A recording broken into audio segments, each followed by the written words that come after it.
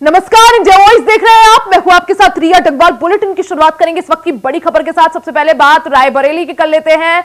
आज नेता प्रतिपक्ष और रायबरेली से सांसद राहुल गांधी रायबरेली के दौरे पर है। अपने संसदीय क्षेत्र आज पहुंचेंगे राहुल गांधी। पिछवरिया गांव में पीड़ित परिवार से मुलाकात करेंगे। हाल ही में रायबरेली में एक दलित युवक की गोली मारकर हत्या कर दी गई थी। इस कड़ी में आज राहुल गांधी रायबरेली पहुंच रहे हैं। रायबरेली पहुंचकर वो पीड़ित परिजनों से मुलाकात करेंगे। तो बीते 11 अगस्त को रायबरेली में एक दलित युवक की कुछ लोगों ने गोली मारकर हत्या कर दी थी, जिसके बाद पुलिस ने कार्रवाई करते हुए 6 आरोपियों को गिरफ्तार कर लिया है। लेकिन जो मुख्य आरोपी है वो अब भी फरार है। ऐसे में दलित समुदाय के लोग लगातार प्रदर्शन कर रहे हैं। इस कड़ी में आज राहुल गांधी रायबरेली पहुंचेंगे। इस दौरान वो पीड़ित परिजनों से भी मुलाकात करेंगे।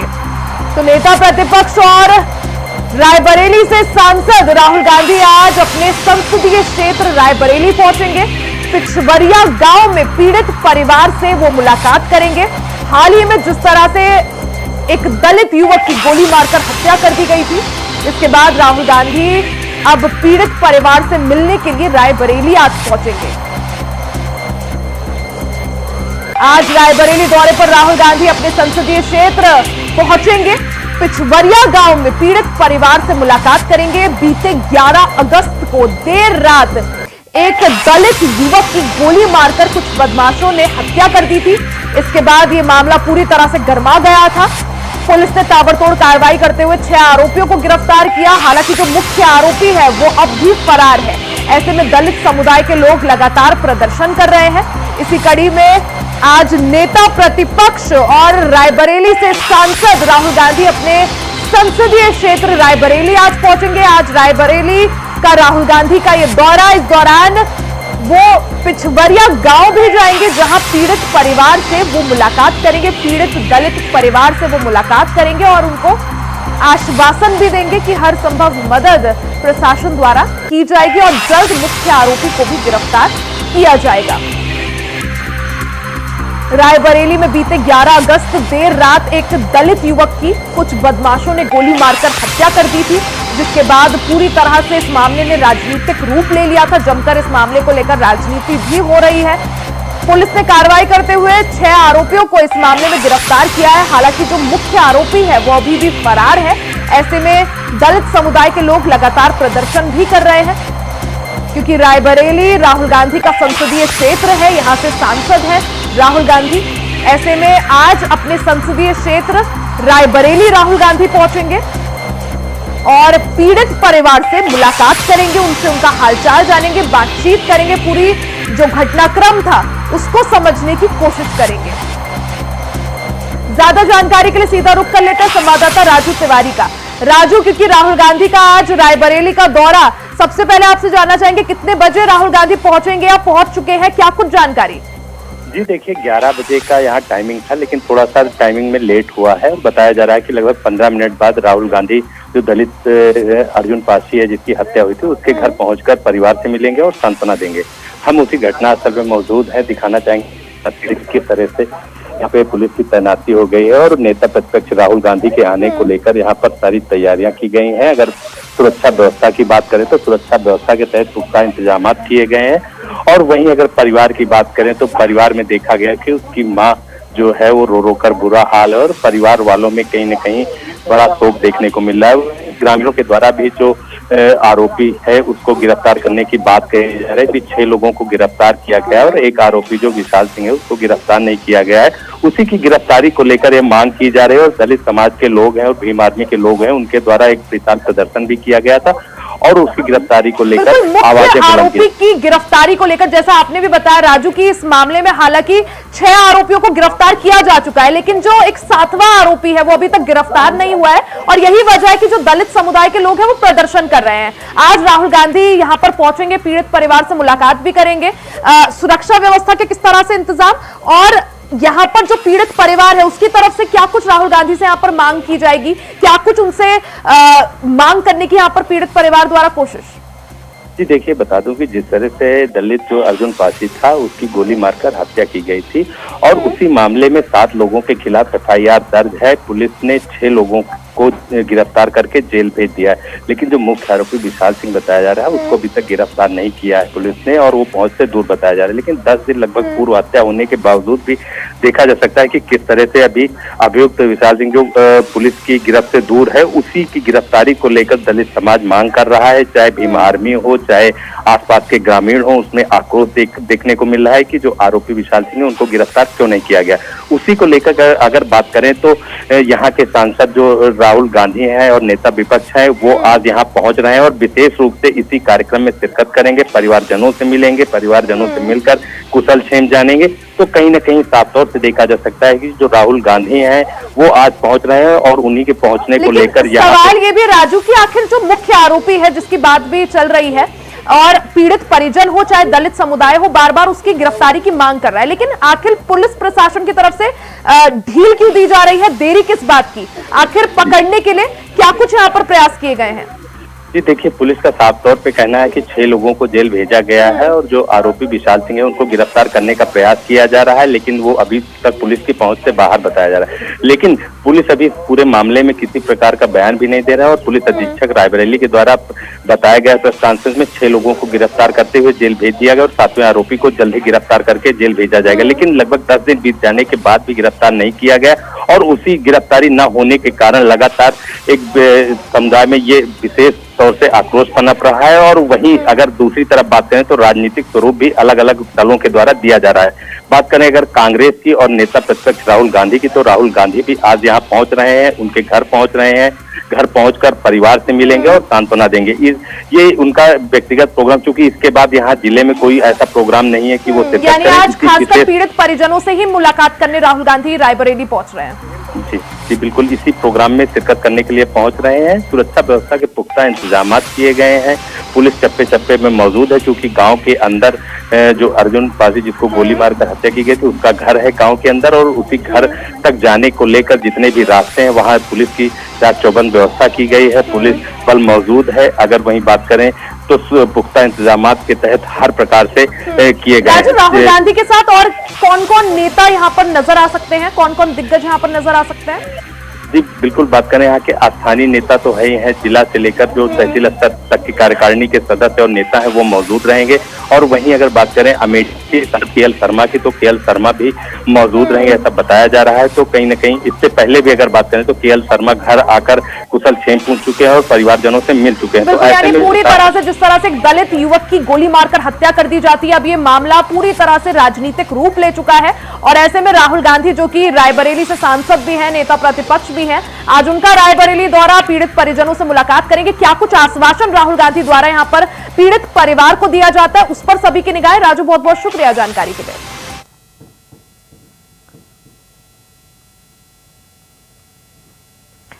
खबरों में आगे बढ़ते बात लखनऊ की कर लेते हैं। 21 अगस्त को भारत बंद का ऐलान किया गया है, मायावती का भी इसको समर्थन मिला है। 35 साल बाद सड़क पर अब बसपा उतरने जा रही है। आरक्षण में क्रीमी लेयर के विरोध में बसपा सड़कों पर उतरेगी। नेशनल कोऑर्डिनेटर आकाश आनंद ने इस चीज का ऐलान किया है, यानी आरक्षण में क्रीमी लेयर के विरोध में बसपा अब सड़कों पर उतरने को लेकर तैयार हो गई है। इसमें बसपा के नेशनल कोऑर्डिनेटर आकाश आनंद ने भारत बंद का यानी 21 अगस्त को भारत बंद का ऐलान किया है। मायावती का भी इसको समर्थन मिला है।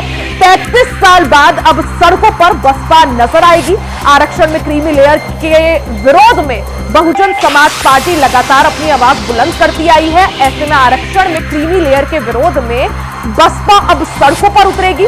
बसपा के नेशनल कोऑर्डिनेटर आकाश आनंद ने 21 अगस्त को भारत बंद का आह्वान किया है, भारत बंद का ऐलान किया है। मायावती का भी इसको समर्थन मिला है। साथ ही 35 साल बाद अब बसपा यानी मायावती की जो पार्टी है वो अब सड़कों पर नजर आएगी। आरक्षण में क्रीमी लेयर को लेकर मायावती हो या फिर जिस तरह से बीएसपी का रुख काफी साफ और स्पष्ट रहा है, आरक्षण में क्रीमी लेयर का बसपा लगातार विरोध कर रही है। इसी कड़ी में बसपा के नेशनल कोऑर्डिनेटर आकाश आनंद ने आरक्षण में क्रीमी लेयर के विरोध में 21 अगस्त को भारत बंद का ऐलान किया है। यानी 35 साल बाद अब बसपा इसी मुद्दे को लेकर सड़कों पर नजर आएगी। आरक्षण में क्रीमी लेयर को लेकर बहुजन समाज पार्टी विरोध कर रही है और ऐसे में इसी कड़ी में समाजवाद बसपा ने 21 अगस्त को भारत बंद का ऐलान किया है। बसपा के नेशनल कोऑर्डिनेटर आकाश आनंद ने 21 अगस्त को भारत बंद का ऐलान कर दिया है। बसपा लगातार आरक्षण में क्रीमी लेयर को लेकर मुद्दा उठा रही थी। इससे पहले मायावती ने कई सारे ट्वीट भी इस संबंध में किए थे और साफ अपना स्टैंड जो है वो स्पष्ट कर दिया था कि आरक्षण में क्रीमी लेयर के खिलाफ है बसपा। इसी को देखते हुए अब मायावती ने 35 साल बाद इस मुद्दे को सड़कों में उठाने का निर्णय लिया है और 21 अगस्त को भारत बंद का आह्वान किया है। ज्यादा जानकारी के लिए सीधा रुख कर लेते हैं संवाददाता मोहम्मद आसिफ का। मोहम्मद आसिफ, हालांकि मायावती पहले भी ट्वीट कई कर चुकी है और ये स्टैंड स्पष्ट कर चुकी है कि आरक्षण में क्रीमी लेयर के विरुद्ध है यहां पर बसपा। अब इसी कड़ी में भारत बंद का आह्वान किया गया है।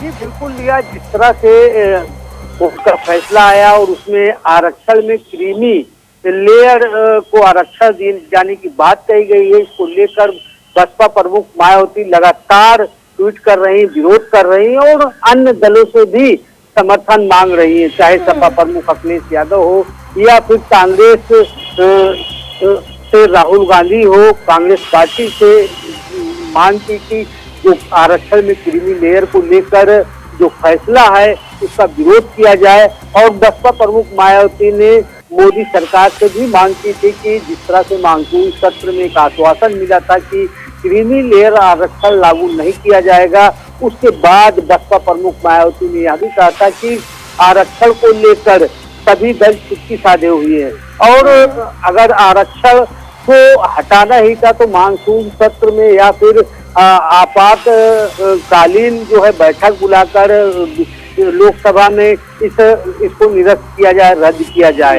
लेकिन कहीं से कोई बात बनती न देख एक बार फिर से बसपा जिस तरह से अब आंदोलन के मूड में दिखाई दे रही है और आह्वान किया है तरफ से कि 21 तारीख को भारत बंद रहेगा और आरक्षण में क्रीमी लेयर का विरोध किया जाएगा। लोकसभा चुनाव के बाद हमने देखा उसके बाद से ही मायावती काफी ज्यादा एक्टिव नजर आ रही है, हर मुद्दे को लेकर वो अपनी बात जरूर रख रही है और ऐसे में आरक्षण में क्रीमी लेयर को लेकर प्रमुखता से और पूरे मुखर होकर मायावती अपनी बात रख रही है। अब जिस तरह से 21 अगस्त को भारत बंद का आह्वान किया गया है, क्या माना जाए आगे किस तरह से मायावती की क्या कुछ रणनीति? देखिए रिया, जिस तरह से मायावती के कामकाज में काफी बदलाव आया है और बदलाव इसलिए भी आया है कि लोकसभा चुनाव में बसपा शून्य पर पहुंच गई और इससे पहले विधानसभा चुनाव हुआ था तो सिर्फ एक सीट पर ही कब्जा हो सका। कभी बसपा प्रमुख मायावती और बसपा का एक जलूला था और उस चुनाव से परहेज भी बसपा करती थी और सबसे बड़ी बात है कि बसपा कभी सड़कों पर नहीं उतरी। बिल्कुल मोहम्मद आसिफ, 35 साल बाद है जब किसी मुद्दे को प्रमुखता से उठाते हुए सड़कों पर उतरने की यहाँ पर रणनीति बनाई गई है। निश्चित तौर पर जिस तरह से एक आंदोलन करने की मांग की है, भारत बंद का आह्वान किया गया है बसपा की तरफ से और नेशनल कोऑर्डिनेटर आकाश आनंद इसकी अगुवाई करेंगे और इस आह्वान को बसपा प्रमुख मायावती की तरफ से समर्थन भी मिल चुका है और जिस तरह से 35 साल बाद एक बार फिर से बसपा सड़क पर उतरेगी, यह भी काफी बड़ी बात है क्योंकि बसपा ने अभी तक सड़क पर उतरकर प्रदर्शन नहीं किया था। बिल्कुल, ये 35 साल बाद होगा जब किसी मुद्दे को लेकर बसपा अब सड़कों पर उतरने की रणनीति बना रही है। आरक्षण में क्रीमी लेयर को लेकर प्रमुखता से बसपा ने अपना स्टैंड सामने रखकर 21 अगस्त को भारत बंद का आह्वान किया है। मोहम्मद आसिफ, बहुत बहुत शुक्रिया जानकारी के लिए।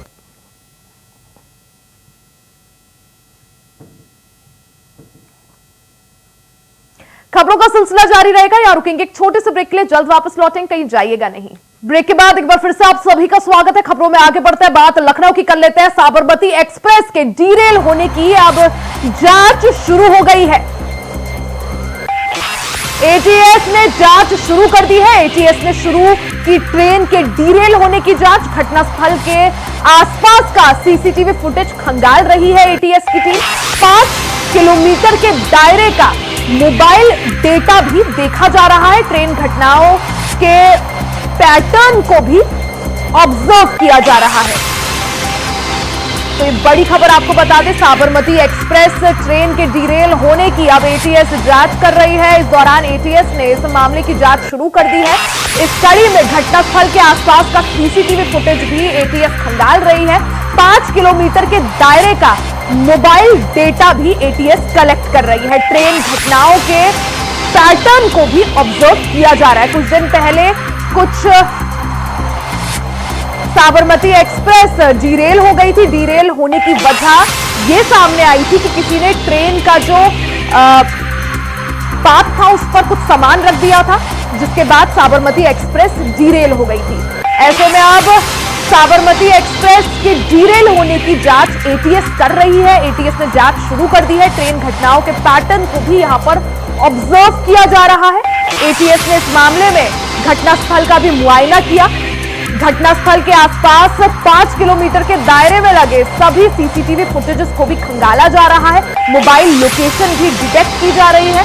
एटीएस ने इस पूरे मामले में जांच शुरू कर दी है।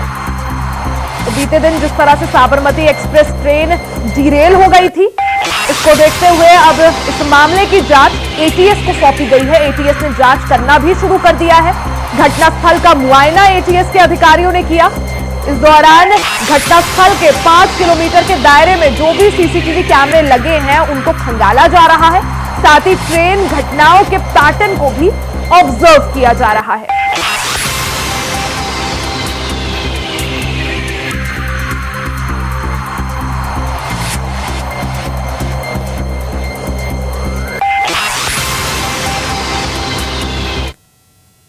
सीधे आपको गोरखपुर लिए चलते हैं, जहां मुख्यमंत्री योगी आदित्यनाथ लाइव हैं।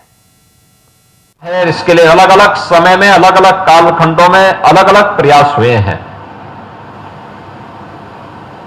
भारत के प्राचीन गुरुकुल की प्रणाली और उस गुरुकुल में उस समय के जो उत्कृष्ट कार्य हुए हैं, वह भी हम सब के लिए एक प्रेरणा है। भारत के विश्व प्रसिद्ध विश्वविद्यालय पूरी दुनिया जहां पर आकर के अध्ययन करती थी, वह नालंदा का विश्वविद्यालय रहा हो, तक्षशिला का विश्वविद्यालय रहा हो, विक्रमशिला का विश्वविद्यालय रहा हो, काशी या कांचीपुरम की विद्या के केंद्र रहे हो, ये सभी वे केंद्र थे जहां पर अध्ययन और अध्यापन का एक बेहतरीन समन्वय करके उज्जवल भविष्य के बारे में एक मंथन का कार्यक्रम आगे बढ़ता था। लेकिन समय के साथ आगे बढ़ते गए। कहते हैं कि जब मैकाले ने आधुनिक शिक्षा प्रणाली लागू की तो उससे पहले उसने पूरे भारत के अंदर भ्रमण किया। पूरे देश के अंदर उसने उत्तर से दक्षिण, पूरब से पश्चिम सर्वत्र गया। और उसके बाद उसने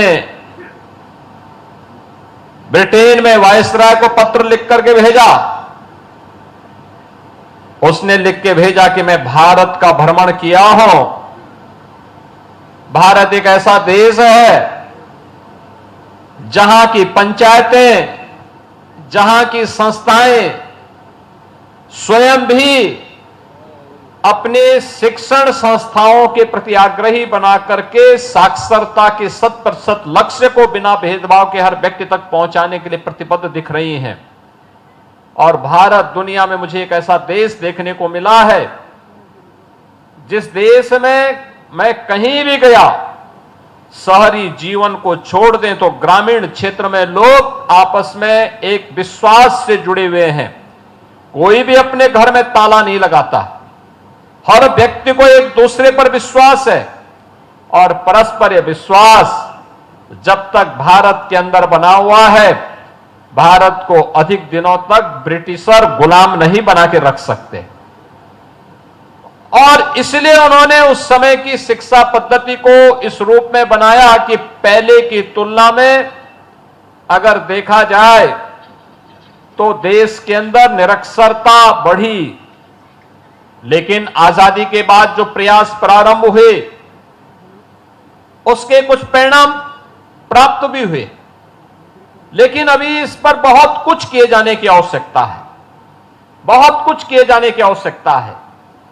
और इसके लिए हम आभारी हैं प्रधानमंत्री मोदी जी के, जिन्होंने राष्ट्रीय शिक्षा नीति, जब पूरी दुनिया कोरोना जैसी महामारी के सामने पस्त थी, तब कोरोना जैसी महामारी से देशवासियों को बचाने, उनको सुरक्षित रखने के साथ साथ उज्जवल भविष्य की एक नई आधारशिला रखने के लिए राष्ट्रीय शिक्षा नीति 2020 प्रधानमंत्री मोदी जी ने देशवासियों को दी। और राष्ट्रीय शिक्षा नीति यह उद्धरण के साथ तकनीक का उपयोग करके कैसे हम सहज और सरलता के साथ छात्र छात्राओं को इन सब बातों की जानकारी दे सके, यह तो उपलब्ध करा ही रहा है, लेकिन साथ साथ यह भी सुनिश्चित कर रहा है कि बच्चे स्कूल 100% जाकर के अपना नामांकन करा सकें। इसके लिए बच्चों को भी, अभिभावकों को भी, पंचायत को भी, समाज के गणमान्य लोगों को तो इसके लिए जागरूक करना ही है, लेकिन साथ साथ उन संस्थाओं को जो समाज के निर्माण के लिए अपना योगदान दे रहे हैं, जिन्होंने सामाजिक प्रतिबद्धता को समझा है, उनके CSR मत से भी हम लोग इसमें सहयोग लेकर के इस पूरे कार्यक्रम को सफलता की नई ऊंचाई तक पहुंचाने का काम करेंगे।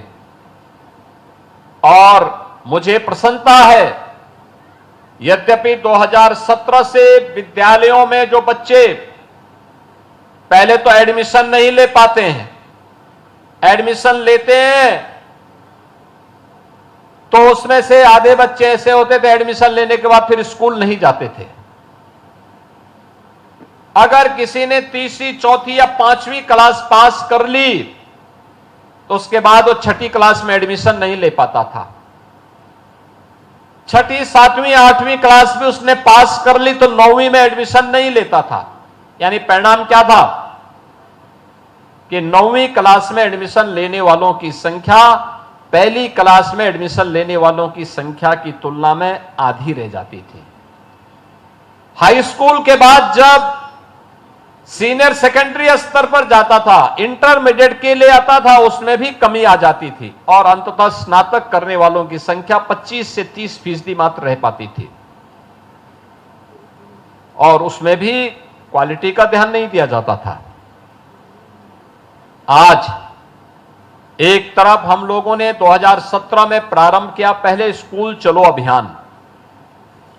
स्कूल चलो अभियान में जो सबसे अच्छा परिणाम आया कि अकेले उत्तर प्रदेश के अंदर हम लोगों ने देखा कि लगभग 58 से 60 लाख बच्चे नए बढ़े थे, जिन लोगों को हमें बेसिक शिक्षा परिषद के स्कूलों में एडमिशन कराने में सफलता प्राप्त हुई।